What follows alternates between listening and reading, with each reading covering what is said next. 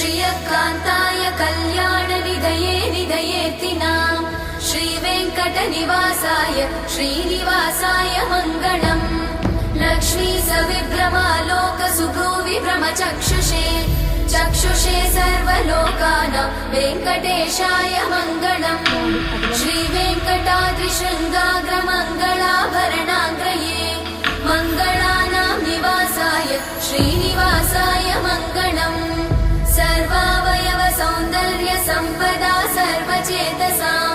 सदा सम्मोहनायास्तु वेङ्कटेशाय मङ्गलम् नित्याय निरवध्याय सत्यानन्दचिदात्मने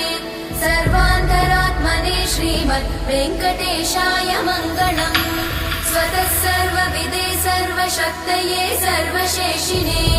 सुलभाय सुशीलाय वेङ्कटेशाय मङ्गलम्।